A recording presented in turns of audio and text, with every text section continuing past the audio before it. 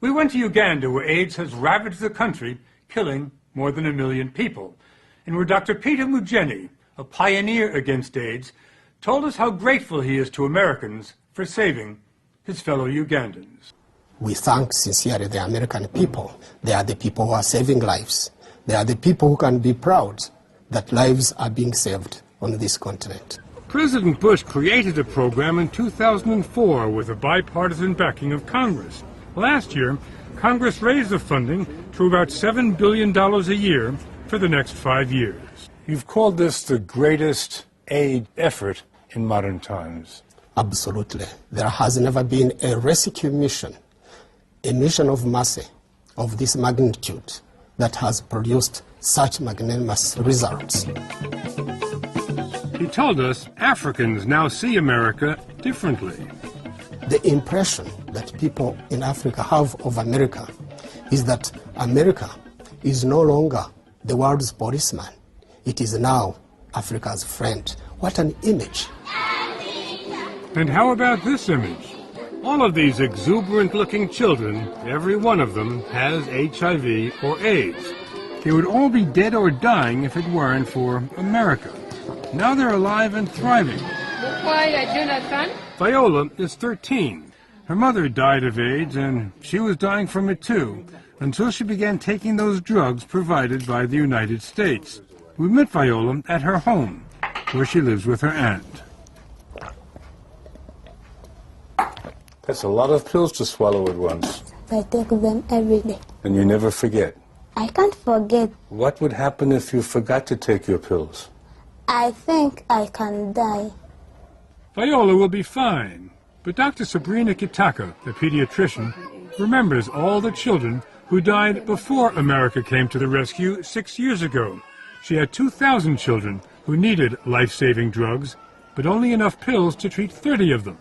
So she sent home more than 1,900 children with only vitamins and hope. A false hope, because all but the 30 chosen children died.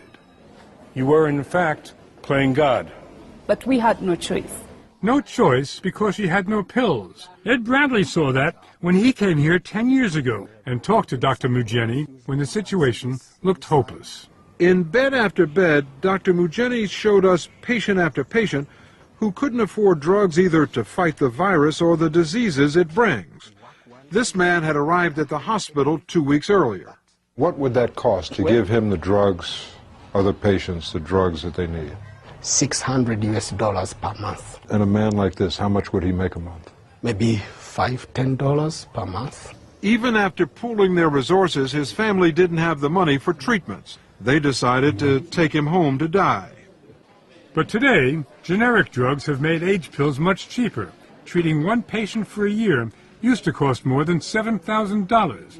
Now it's less than $300. As HIV destroys a person's immune system, leading to AIDS, patients need these powerful pills, antiretrovirals they're called, or miracle pills. To stop the virus, most patients have to take 2 to 6 pills a day. Now, with the U.S. paying for the pills, AIDS patients are no longer doomed. Dr. Mugeni can give them all the drugs they need and send them home smiling. Absolute miracle, because this kind of situation, Lazarus syndrome, people being resurrected from the dead, was inconceivable only 5 years ago. The Lazarus syndrome. Yes. This rising from the dead. Rising from the dead. But even with American aid, the battle is far from over. Several sexual customs here make AIDS hard to contain.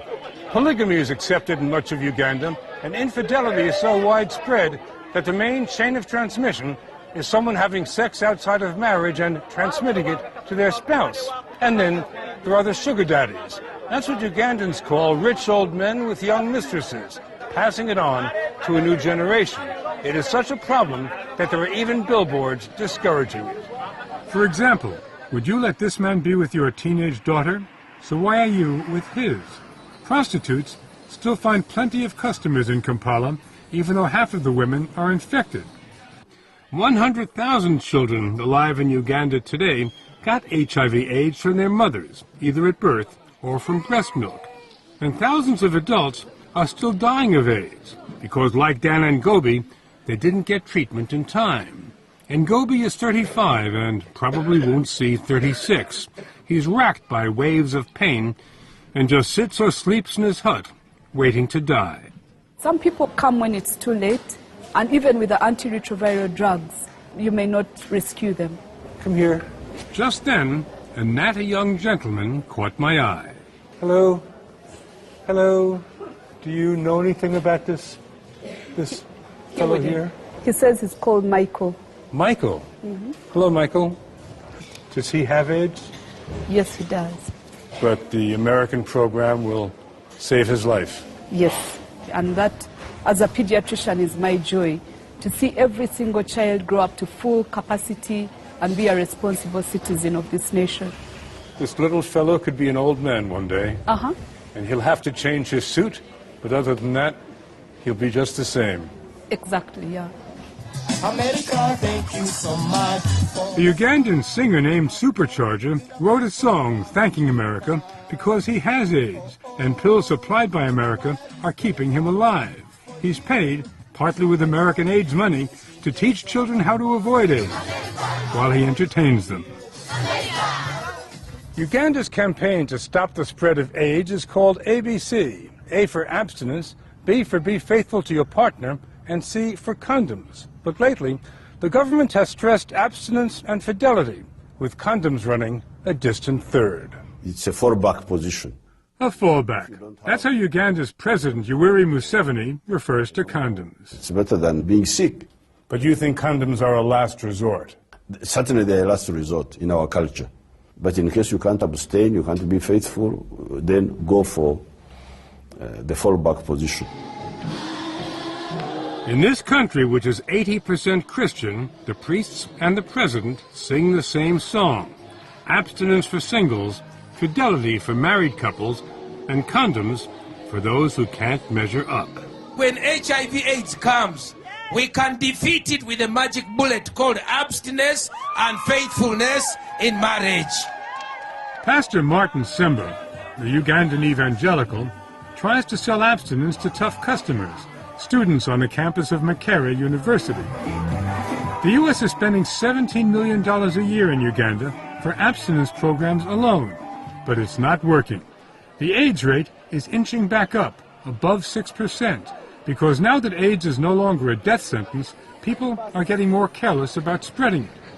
Sadly, the solution has become part of the problem. If people are becoming complacent about AIDS, how do you, as a preacher, put the fear of God into them? I think it's the fear of AIDS in them. But doesn't everyone now know the risk of AIDS? No. Every year, there is a new group of young people that come into sexual maturity. There's a group of adolescents that enter into sexual experimentation. They have never heard that AIDS spread. They have never seen someone die from HIV/AIDS. And disaster is looming, because in Africa, 1 million more people a year will come down with HIV/AIDS. The U.S. says it simply can't afford caring for any more new patients. So unless other wealthy countries step up, millions are doomed. For now, the U.S. says it will keep treating people already in the program. Thank heaven, says pediatrician Sabrina Kitaka. Are you convinced or optimistic that the Americans will go on doing this? Sometimes I worry that supposing they stop, then what? The answer is simple. They would die, wouldn't they? That's the truth.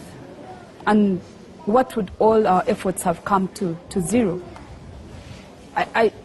You know, it's like blackmailing the American people, but we hope and pray that they will continue to support this program.